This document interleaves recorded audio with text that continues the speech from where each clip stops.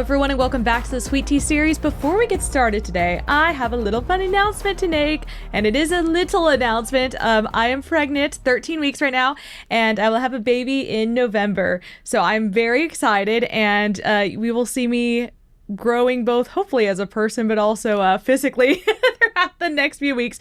But let's dive into today's topic. Even though I have a little one on the way, we are reaching far beyond that, about 18 years, to talk about higher education. Here to do that is Dr. Tom Lindsay. He's the Director of Higher Ed Policy at the Texas Public Policy Foundation. You've been here since 2011, right? I have. Well, welcome to the show. Well, it's a pleasure, and let me be the first to say, at least on this show, congratulations on the coming arrival. Oh, well, thank you so much. And I know that you have a grandbaby on the way as well. Yes, about the same time that you're going to have your first, my seventh grandchild. Oh, that's so exciting. And what a blessing to have that many grandchildren, too. Grandchildren are as close to heaven as you get in this life. Really? Is that like one of the joys of being able to be a grandparent? And do you really get to spoil them? Is that part of the fun of it? Yeah. Oh, yeah. Oh, that's so wonderful. Well, let's start talking about some higher education stuff. Sure. You've seen, I'm guessing, a lot of changes. So what was the state of higher education whenever you first got here in 2011, and how has that changed over time? Well, fortunately for Texas students and their parents, it has changed greatly. When I started here in 2011, the majority of the legislature wouldn't even admit that there were problems in higher ed. Mm-hmm. To take it even further, when some UT system board members, Wallace Hall, Brenda Payovich, Alex Crandall, when they brought up real problems, the legislature tried to impeach Wallace Hall, and they even referred criminal charges to the Travis County DA. Now, why? Because Hall found that UT Austin was keeping 2 sets of fundraising books in violation of their ethics.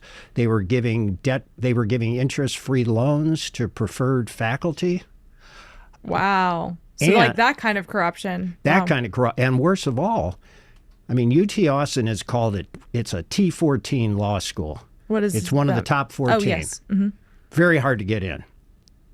But friends, legislators, and donors to legislators were getting their kids in, and Wallace Hall exposed that.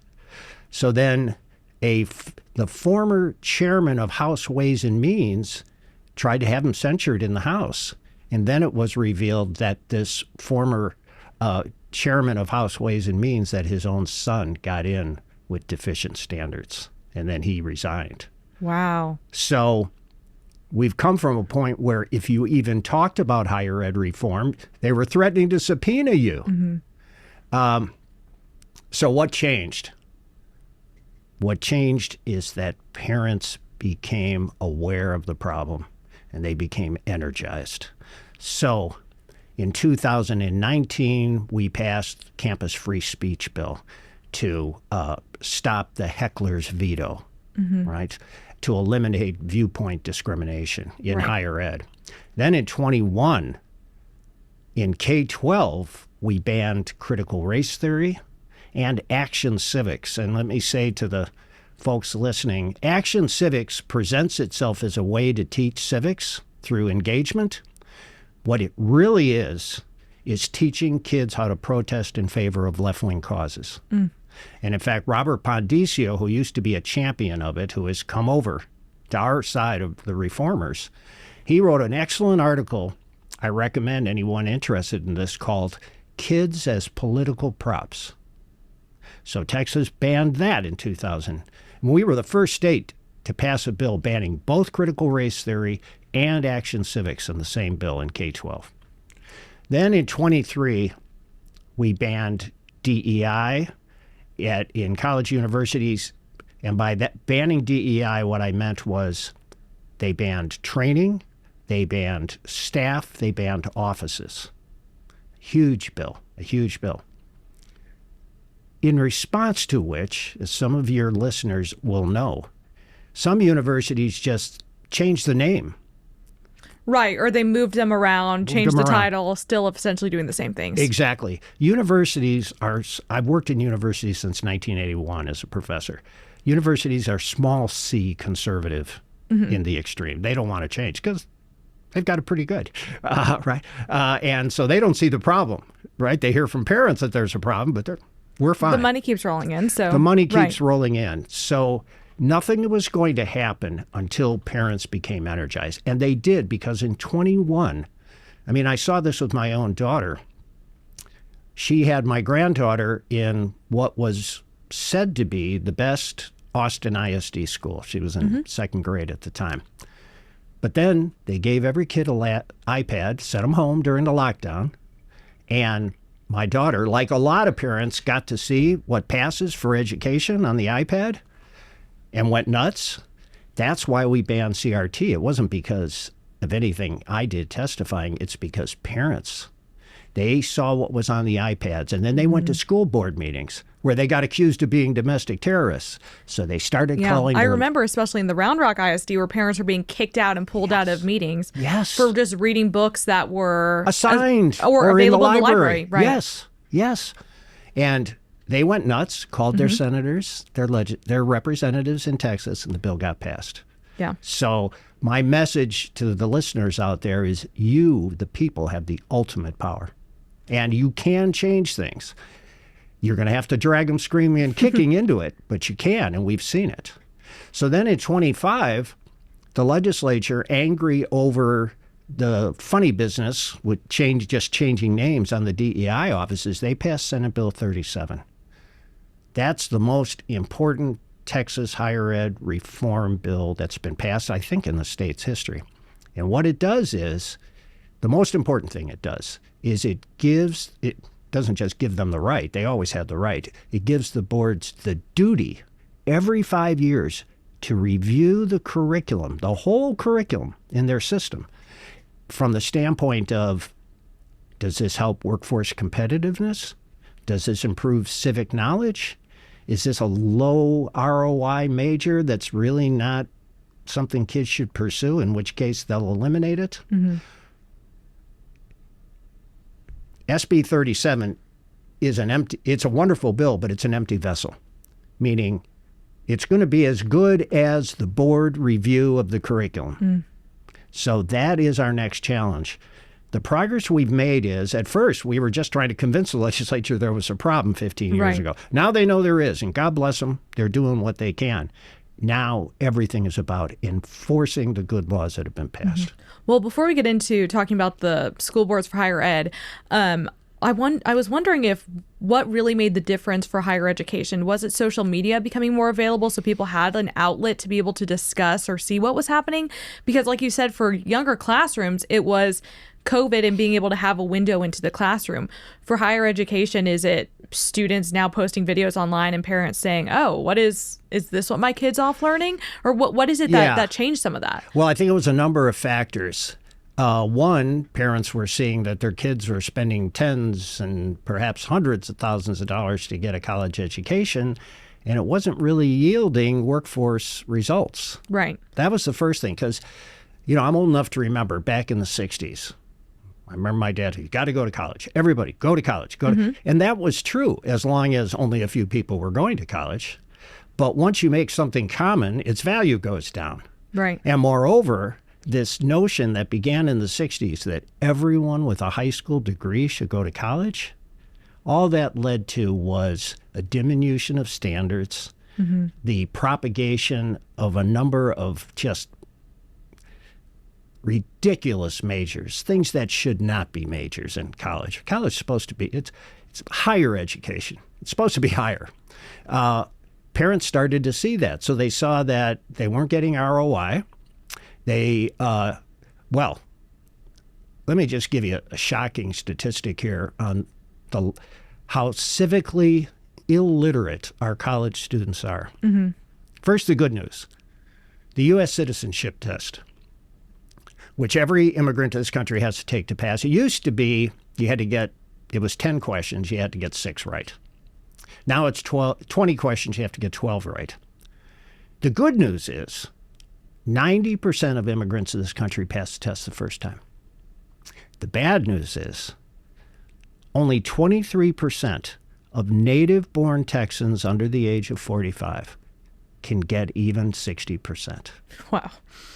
Now, you can't defend what you don't even understand. Mm-hmm. Parents picked up on that fact, too.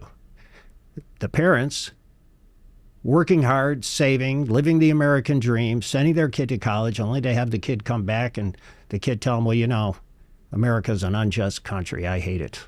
The parents, what are you talking about? This was our whole life here was designed to help you get a better life. And now you're turning, well, because taxpayers have been funding Hate America projects. Right.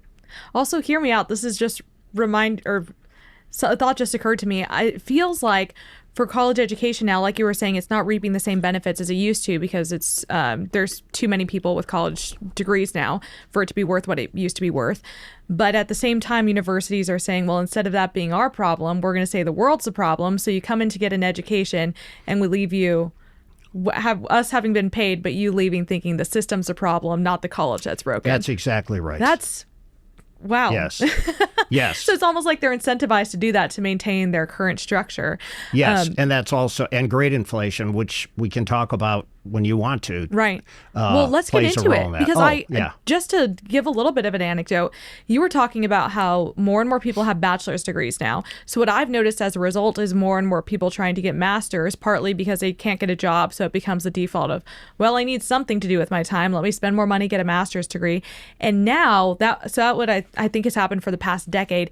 Now I'm seeing that with PhDs and people who I've spoken to who, let's just say, should not be under any circumstances able to get into a PhD program, let alone finish one, completing PhDs. And the IQ is just not there. No. And I mean, especially if I always say if half of Americans are under the average IQ for Americans, then why do we have more than that for people going to college? The math isn't adding up here. But it makes me scared when not only bachelor's degrees are deflated now, but now even masters, if someone having PhD at the end of their title, it means nothing anymore. That's right. Look, just as monetary inflation devalues the dollar, grade inflation devalues the signaling power of a transcript. Well, tell me what you mean by grade inflation. Okay. Are we talking about in the university system or K through 12 as well? Well, both. Okay. But I'm talking about at the higher ed level for this reason. Mm-hmm. I was for my sins in past life, I was a dean and a provost and a college president. So I used to attend conferences with lots of senior administrators.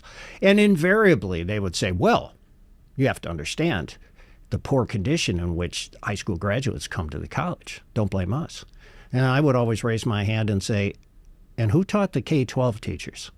The problems have to be laid at the doorstep of higher ed.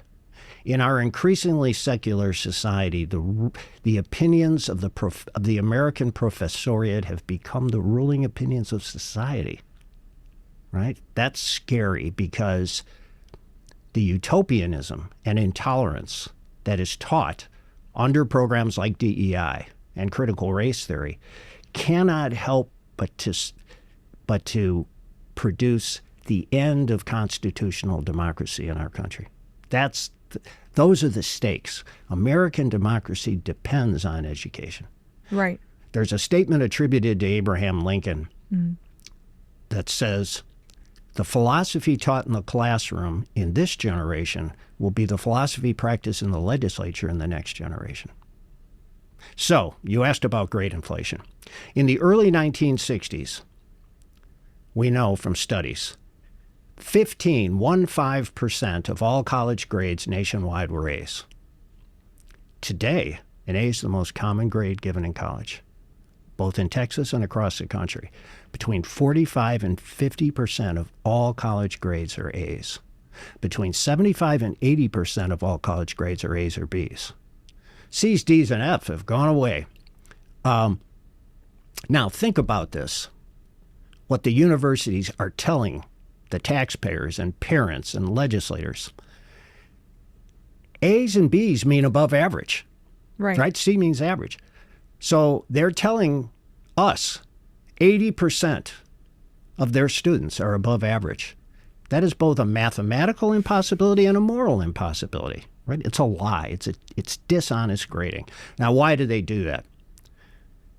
First and foremost, because they're trying to fulfill this overly romantic vision of all students getting college degrees, right? That's the main reason, and that's also what produced the silly majors that proliferate today, and that should not be majors. Right. So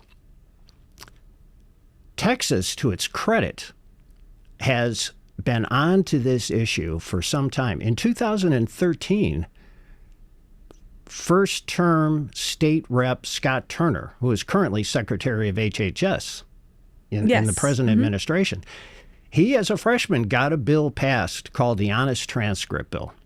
And it was passed again in 25 in the House, but the Senate, it keeps getting stalled in the Senate. And all it would do to address grade inflation, it doesn't try to impose a grading curve, even though we should, because it's just not viable. Got to start somewhere. So all it is a transparency bill. Representative Schaffner got it passed in the House in 2025, and it passed in the House Higher Ed Committee 10-0. It was bipartisan, right? Because this shouldn't be a partisan issue.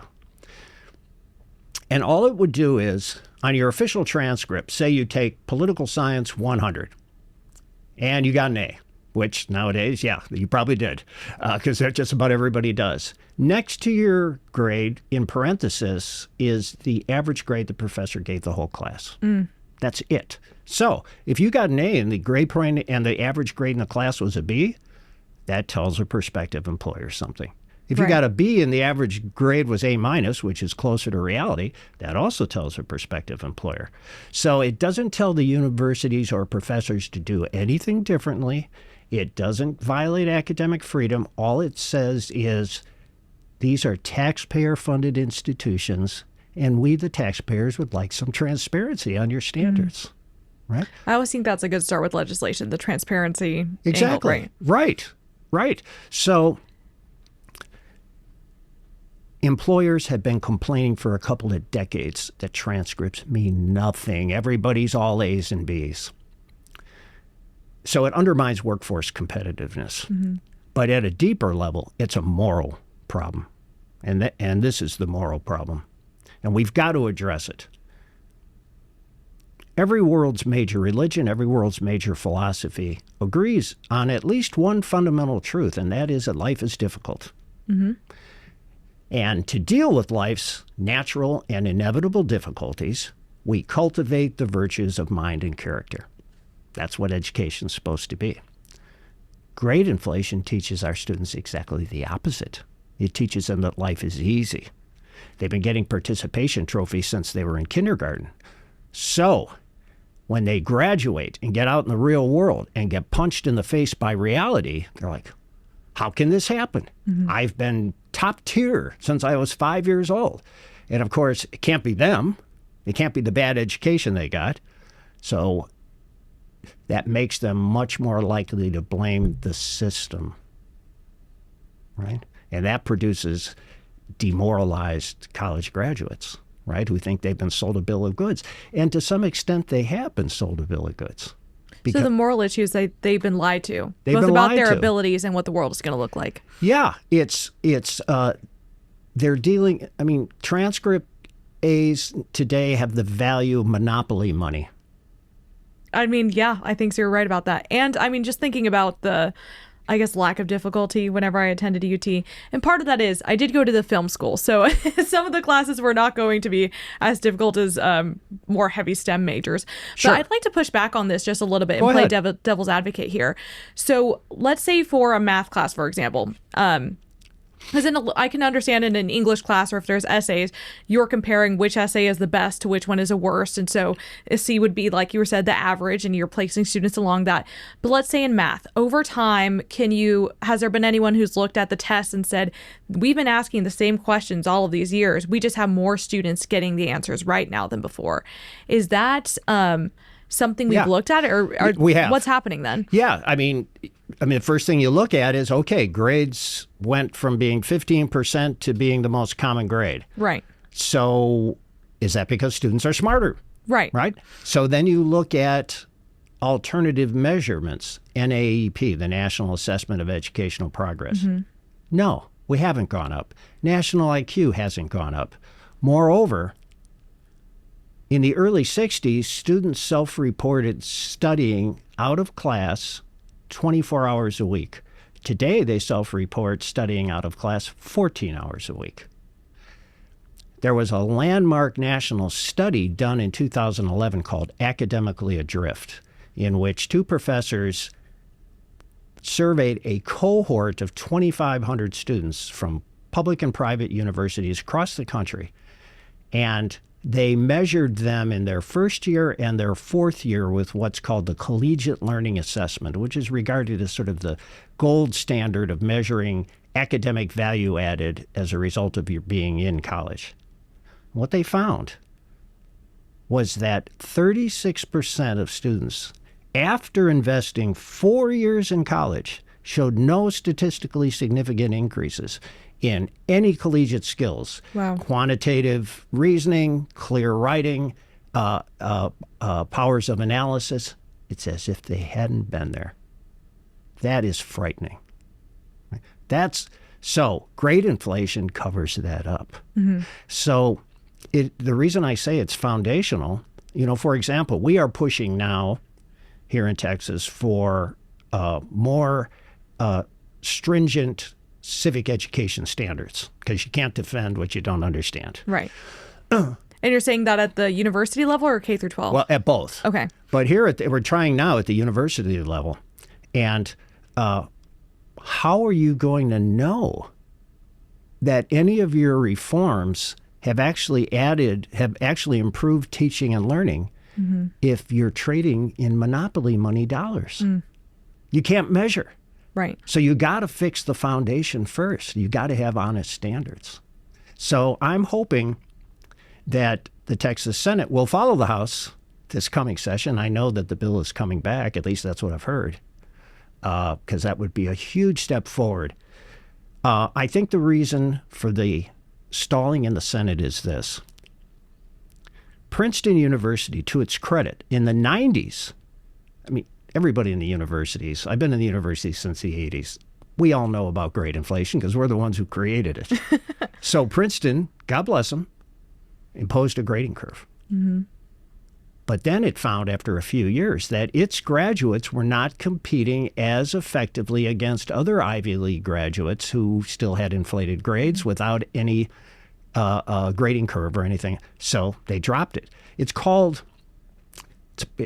in collective action theory, it's called the prisoner's dilemma. And that is, everybody knows what the right thing to do is, but nobody wants to get in the pool first because they don't want to suffer like Princeton did. So maybe some people in the Senate were worried that that would happen to Texas grads, but that's false, because there are today 680,000 Texas public university students.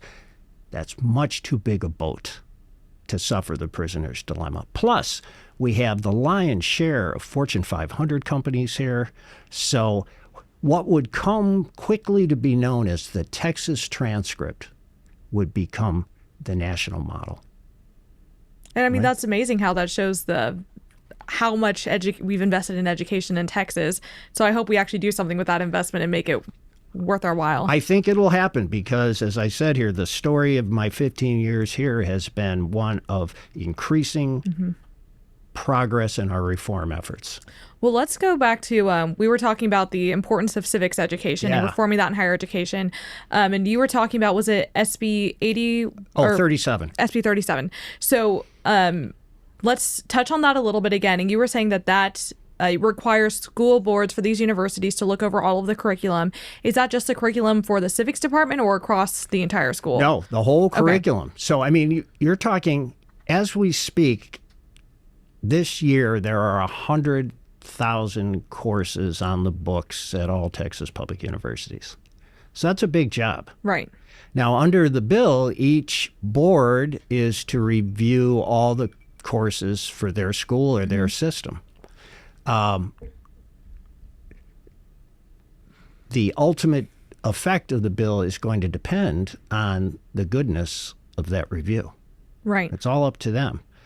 And I guess the quality of the board. So who's doing the reviewing, how they're doing it. Yeah. And I mean, my concern is, I mean, I'm so happy the bill was passed, but now I want to see its spirit enforced, not simply its letter. I worry. I mean, think about it here. The law gets passed, so then the university president says, okay, establish a faculty committee and have them review this and tell us. Now, to its credit, UT Austin has already removed some courses.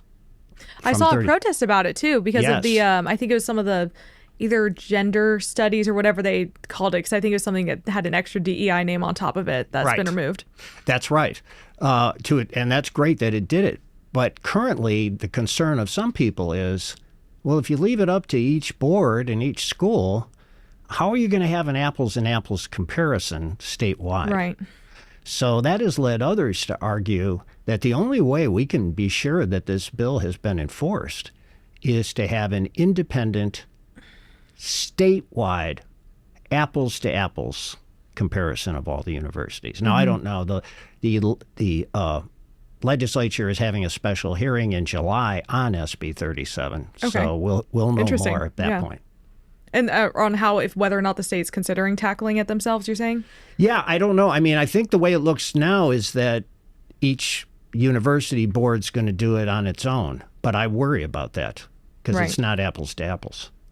So, and plus, there are some who are a little pessimistic about higher ed's willingness to go along with reform.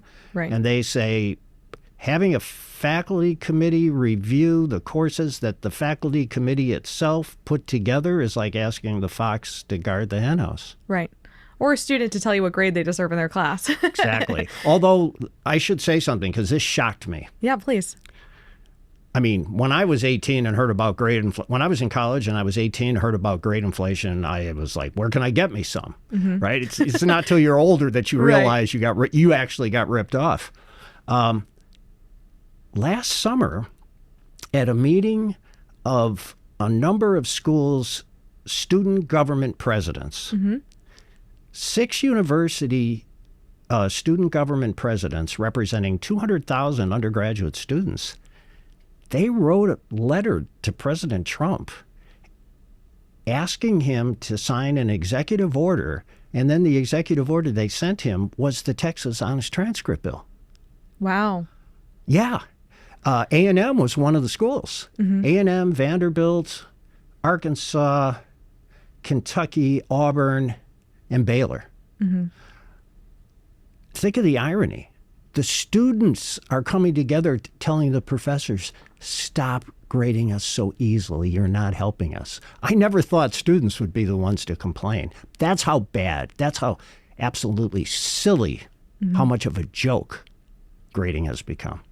And again, having seen the people who are coming out with masters, now PhDs, I know that I basically have a worthless degree by just having a bachelor's that says the same thing that every other person's does. Yeah, isn't that a shame? You know, I remember when I first started teaching in the 80s, I was talking to a professor. He was a World War II veteran. And he told me, and this was in the 80s, he said, Tom, a college degree today is worth what 50 years ago would have been a good, solid 10th grade education.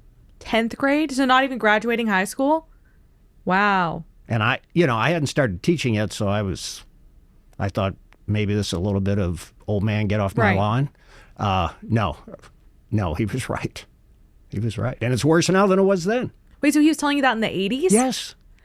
Okay, so now I have a middle school diploma at this point? You and I both. Right. Yeah. But it is, I am glad that we're talking about reforming civics both on higher education and lower education. I've shared with both you and the attorneys here at TPPF who are, I feel like all of you guys have become experts in civics, especially since that's part of what you teach. But I do feel like that's part of my education that was robbed from me, both in high school and in college. I just don't know how I could have left meeting all the basic requirements, never having read a source material. And I know whenever at TPPF a few years ago, you were helping teach teachers how to teach civics, and a lot of that was providing source materials. Is that correct? That's exactly right. For the last 5 years in the summers, we had a summer institute for Texas high school civics teachers.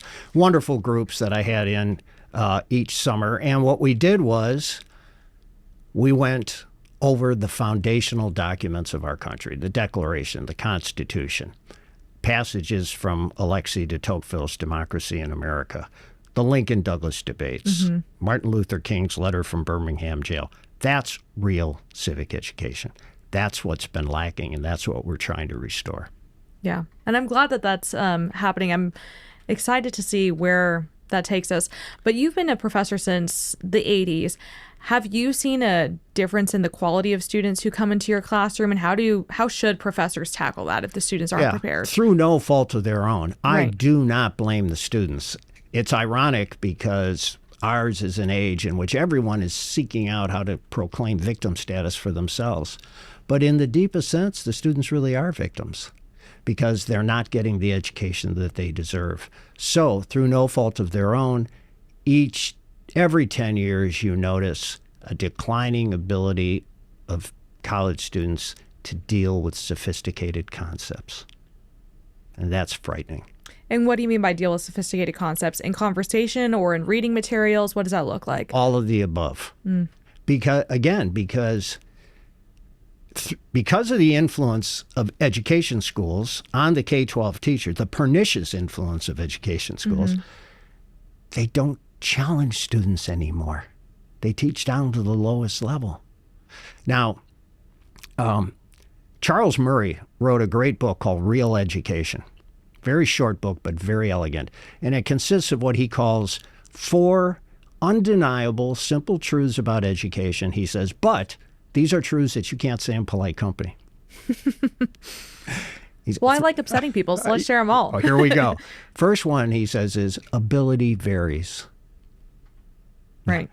Second, half of the students are always going to be below average. Right? And the only way you can stop that is by dealing with funny numbers and grade inflation. Third, too many students are going to college. And then fourth and last, and perhaps most important, how we educate the students who really deserve to be in a genuine university will determine the future of American democracy. And as you know, as I know, as all adults know, we learn best and most from failure. But these kids don't confront failure. It's not their fault. So they're not prepared for the real world. Another thing that I really like is being able to tackle an issue from multiple angles. So we've talked about reforming K through 12 education, so students are more prepared for universities. Then also, again, Or for reforming the workforce. Oh, yes. Part of the yes. problem is, and I went through this when I was in high school, every counselor, everybody, you're going to four-year college, going Right. to a four-year. Well, it's true for some, but not for a lot. Well, I guess that's what I wanted to get to, is the other part is what can companies and organizations do? Because another thing that we have accompanying with everyone having a bachelor's degree, now it seems that jobs that in no way require a bachelor, sometimes even now requiring master's degrees that in no way correlate to what's being asked of them. How is that something that needs to change on the workforce, or is that something that needs to be addressed at the university level? Both. Okay, what's something that can happen on the workforce level then? Well, at the K-12 level, we have the CTE programs for the later years in high school. Right, the career technical education. Yes, I'm sorry, career and technical education. I would point out to the listeners, the average age of a plumber in Texas today is about 60. Plumbers make good money. They don't have to go to college for it, right? Make a lot more money than a lot of college degrees. So I'm old enough to remember the notion of what was called the dignity of work. In other words, no matter what you were doing, if you had a job and you were working hard at it and you were conscious, you had dignity, right? Then came along this smear where people who weren't in offices were called blue collar. And blue collar meant second class. And the College for All movement meant if you don't go to college, you're down here, right? Right. Well, the result's been disastrous, as we've been talking about. It's led to great inflation, silly majors. And then a weird, funny thing is even dating problems and marriage problems, because now women are getting higher level degrees and they feel like they're not being matched by men. That's right. So that's a whole other issue that's been caused by this. Oh, yeah. And plus you've got I think it's 60% to 40% women graduating college versus men. Right. I think it is something like that. And especially if, I guess women don't want to feel like they're more educated than their husband. So No. all that to say, it's led to a lot of different issues. It's led to a lot of different issues. That's right. So going back to what companies and organizations can do, how do we resolve that? Well, my 50,000-foot idea, I took a year off from TPPF to write the accreditation application for the University of Austin. And this is part of the problem of trying to reform higher ed. First, you got to get accredited. To get accredited takes the average new university 10 years. It's a whole decade where you're just gambling at that point? Yes. Wow. Okay. Yes. So, for example, University of Austin, it has to go through a 4-year cohort and graduate a class before it gets full accreditation. Right.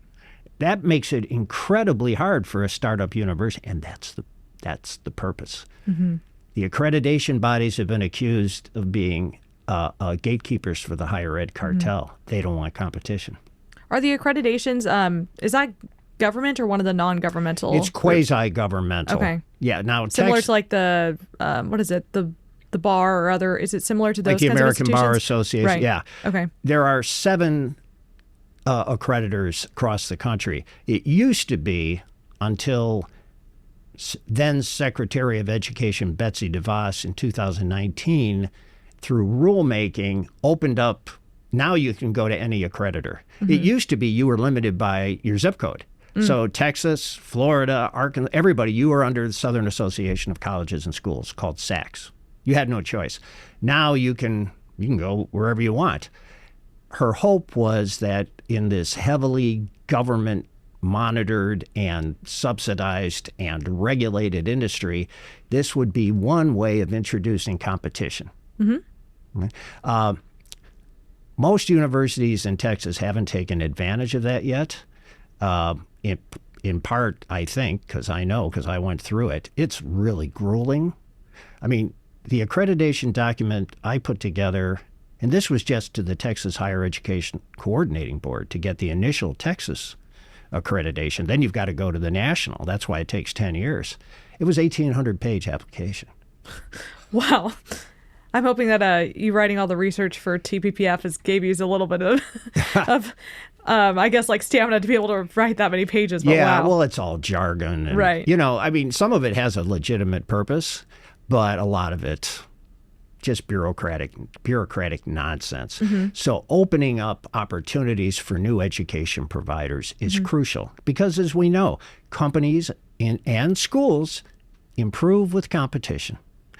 That's just human nature. If you don't have competition, you tend to slack off.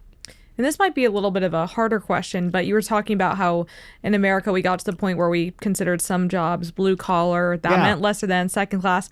Is there any way to fix how snobby I guess we've all become? Oh, boy, that's what they used to call the $64,000 question.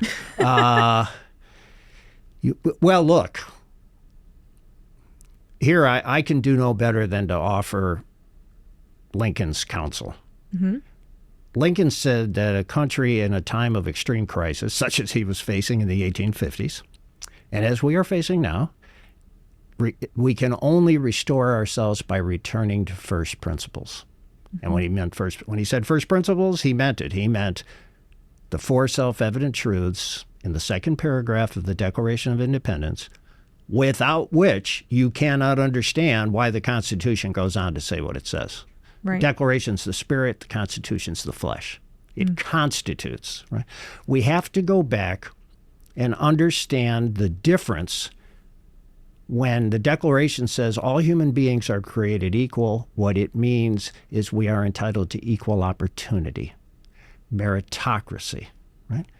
Today, when we hear the word equality, because of DEI, it gets mixed up with what they call equity. Now, equality and equity both kind of sound the same, right? They have the same root. But equality of opportunity in the Declaration means equal opportunity. Equal opportunity means different results because we have different gifts, right? Equity means equal outcomes. Now, James, if our students were getting the civic education they deserve, everyone would be required to read Federalist 10, in which James Madison shows the problem with equality. And what's the problem with equality? He says everybody has a right to their opinion. That's great. But then what happens is people form factions that are contrary to the common good. He says, well, there's two ways of getting rid of them. One way would be to eliminate liberty. Then you wouldn't have factions. But he says, no, that would destroy political life. He says, or another way would be for government to supervise the homogenization of opinions and passions and interests. That's DEI. Right. Right? Equal outcomes. You can have the Declaration of Independence in the country that was produced, and you can have DEI, but you can't have both. So near the top of the show, you had made a statement that along the lines that the students today become the legislators tomorrow. So for the last and big question, I guess, do you have hope for both the students today and for America after that? Yes, and certainly much more than I did when I started this in 2011. Because as I want your listeners to know, we have made progress, and I expect us to make more progress. And they also need to know they are the engine of the progress we've made, right? Because, I mean, look, you hear the universities complaining about, oh, the state legislature's out to get us, blah, blah, blah. In reality, for a lot of representatives, state reps and state senators, the university or community college in their district is the largest single employer. They have incredible influence over them. So the legislature has been dragged screaming and kicking into reforming. They didn't want to have to do this and making a lot of enemies. Why did they do it? Because of outraged parents. So we can't take our foot off the gas. And that's why I'm hopeful. Yeah. Well, thank you so much for coming here. And again, it's been enlightening to me. I never would have thought the state of education now is better than it was 2 decades ago. But that's a good thing to hear. So we might be in the painful part of operation right now, but hopefully we'll heal even better than we were before. Hear, hear. Yeah. So thank you so much for joining me. Everyone else, I will see you next week.